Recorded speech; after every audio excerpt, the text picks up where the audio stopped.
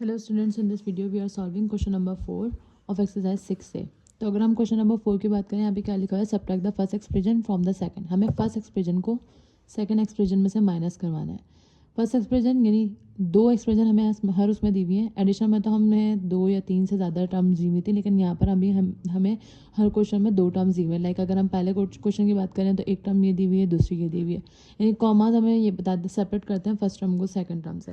तो अगर हम क्वेश्चन नंबर 1 की बात करें, फर्स्ट क्वेश्चन को हम किस तरह से सॉल्व करेंगे, हमें क्योंकि फर्स्ट एक्सप्रेशन को सेकंड एक्सप्रेशन में से माइनस करवाना है।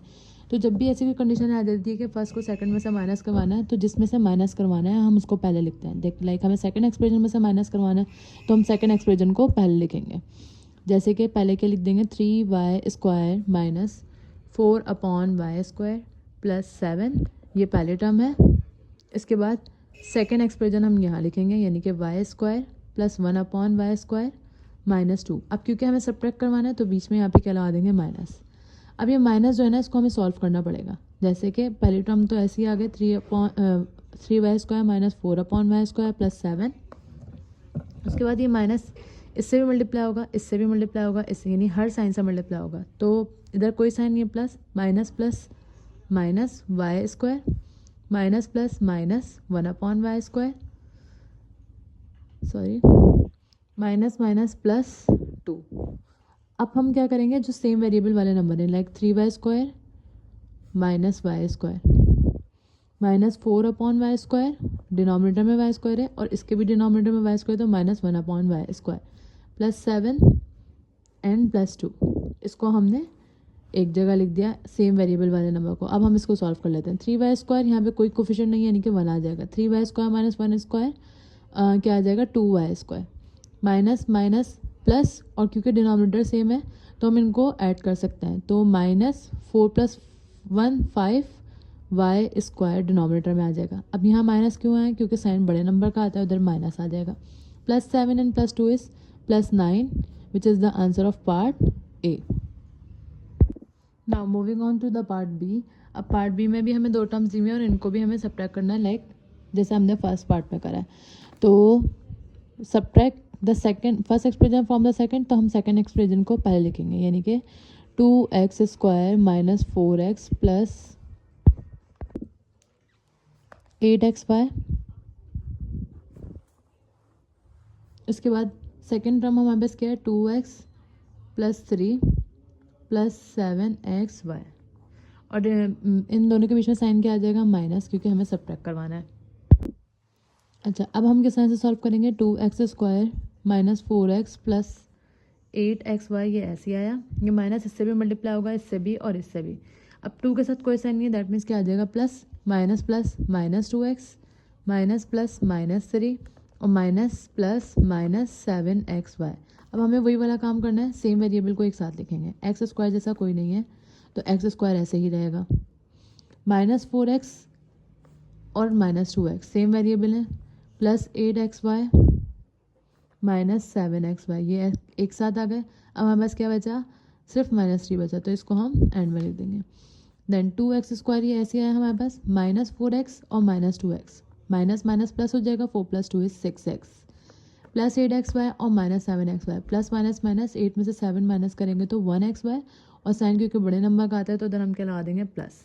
देन लास्ट में हमारे पास क्या बचा, -3, which is the answer of part B. Now moving on to the next part, 3/a plus 4/b, और सेकंड टर्म हमें क्या दिया, -7/a plus 2/b।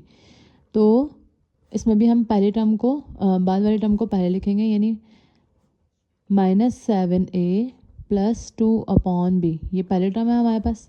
Second term हमारे पास क्या है, 3/a प्लस 4/b, और यहाँ पे साइन क्या आ जाएगा, माइनस। अच्छा जी, अब हम इसको किस तरह से सॉल्व करेंगे, -7/a ऐसे ही आ गया, प्लस 2/b ऐसे ही आ गया। ये -3a से मल्टीप्लाई होगा तो -3 है, माइनस प्लस -4b।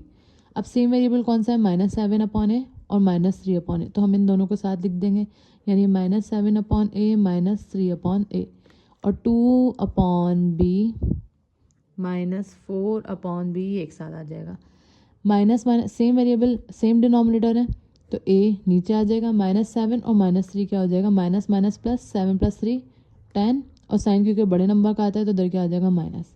सेम यहाँ पे वेरिएबल डिनोमिनेटर सेम है, तो डिनोमिनेटर को हम एक दफ़ा लिखेंगे, +2 और -4, प्लस माइनस माइनस 4 में से अब 2 माइनस करेंगे तो 2, लेकिन साइन क्योंकि बड़े नंबर का आता है तो माइनस बीच माइनस लगा देंगे इधर। ये क्या हो जाएगा, पार्ट सी का answer. Now part D, 3x/z z पहले टर्म दी हुई है, यहाँ पे -7 3x/z अपॉन, यानी ये मल्टीप्लिकेशन दी हुई है कि ये वाली टर्म जो है ना, ये वाली टर्म 1 टाइम है और ये वाली टर्म जो है वो 7 टाइम है। इसमें सिंपली हमें करना क्या है, क्योंकि हमने देखा 3xy upon 3xy upon z है और यहाँ पे भी 3xy अपॉन z है। सबसे पहले तो हम ये वाली टर्म को पहले लिखेंगे, ये -7 3xy अपॉन z, सॉरी, ठीक है। सेकेंड टर्म हमारे पास क्या है, 3xy अपॉन z, बीच में क्या आ जाएगा, माइनस आ जाएगा। अब अगर मैं यहाँ नोट करूँ, यहाँ 7 है, यहाँ पे कोई भी वेरिएबल कोफिशिएंट नहीं है। लेट सपोज ये बॉक्स है, 7 ऑफ बॉक्स बन जाएगा और यहाँ पे भी ये बॉक्स है, क्योंकि सेम है, यहाँ पे कोई भी वेरिएबल नहीं है तो यहाँ पे क्या आ जाएगा, 1 आ जाएगा। सिंपली हमें करना क्या है, हमने देखा 3xy अपॉन z है, 3xy अपॉन z है, तो यहाँ से हम कॉमन ले सकते हैं। क्या कॉमन ले सकते हैं, टेकिंग कॉमन, क्या कॉमन आएगा, 3xy अपॉन z, ये कॉमन आ गया। अब हमारे पास यहाँ पे क्या बचा, -7 और यहाँ पे क्या बचा, -1। ये 3xy अपॉन z ऐसे आया, -7 और -1, माइनस माइनस प्लस 7 + 1 8 आ जाएगा हमारे पास, जो हम यहाँ पर जिस तरह 7 अलग से करके लिखा हुआ है ना, हम यहाँ पर अलग से करके लिख देंगे। माइनस माइनस प्लस 7 + 1 क्या हो जाएगा, 8 हो जाएगा, और ये क्या हो गया, 3xy upon z, which is the answer of part D. Now moving on to the last part. Last part क्या है हमारे पास, 5abc + 2/5 a² b² c² minus a³ b³ c³। यहाँ पे कोई भी कोफिशिएंट नहीं है तो हम इधर क्या लाएंगे, 1, -3/5 a² b² c² + 5 a³ b³ c³ और -2.5 abc। सबसे पहले तो हमें क्या करना है, जो सेकेंड टर्म है उसको हम पहले लिखेंगे। किस तरह, -3/5 a² b² c², फिर क्या है 5 a³ b³ c³, उसके बाद क्या है -2.5 abc। ये तो हमारी हो गई पहले टर्म, यानी सेकंड टर्म जिसको हमें पहले करके लिखना है, क्योंकि फर्स्ट टर्म में से सेकंड टर्म फर्स्ट टर्म को माइनस करवाना है। अब 5 abc पहले आएगा, फिर +2/5 a² b² c² minus a³ b³ और c³।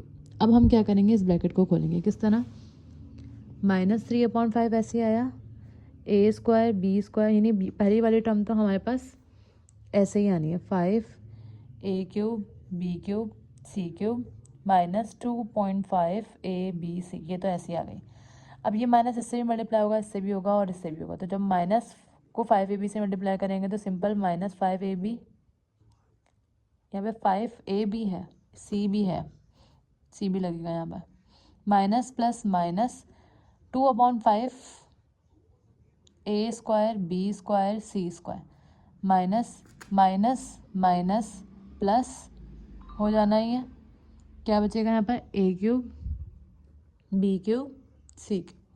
अब हम क्या करेंगे, सेम वेरिएबल जैसे a² b² c², ये भी a² b² c², इन दोनों को साथ लिखेंगे, किस तरह, -3/5 ऐसे आया, a² b² c², पहले हमने ये वाली टर्म लिख दी, अब ये वाली टर्म, यानी कि -2/5 a² b² c², इसके बाद 5 a³ b³ c³ और सेकंड ये वाला a³ b³ c³, देन इसके बाद -2.5 abc, और यहाँ पर abc की वैल्यू क्या है, ये, यानी कि -5 abc। अच्छा जी, अब डिनोमिनेटर सेम है, अपॉन में 5 ऐसे ही आएगा, -3 एंड -2, -5 हो गया, a² b² c², क्योंकि माइनस माइनस प्लस होता है, 3 + 2 क्या हो जाएगा, 5 हो जाएगा। देन इसके बाद 5 a³ b³ c³ और a³ b³ c³ दोनों ऐड हो रहे हैं और इधर क्या आ जाएगा, 1, तो 5 + 1 क्या हो जाएगा, 6 a³ b³ c³। इसके बाद माइनस माइनस प्लस ये डेसिमल में, तो हम इसको 5 को जब हम 2.5 के साथ ऐड करवाएंगे तो हमें क्या आ जाएगा -7.5 ABC। अब बस हमें इसको सॉल्व करना है। 5 से 5 कट जाएगा, हमें बस क्या बचेगा, सिर्फ -A² B² C² +6A³ B³ C³ -7.5ABC। Then last step हमारा क्या होगा कि हम इसको अरेंज करके लिख देंगे। हाईएस्ट पावर हमेशा, हाईएस्ट पावर वाली जो वैल्यू होती है हम वो पहले आती है, तो 6 साइन के साथ आएगा +A³ B³ C³, फिर हाईएस्ट के बाद ये आ जाएगा -A² B² C², then last में -7.5ABC, which is the answer of last part.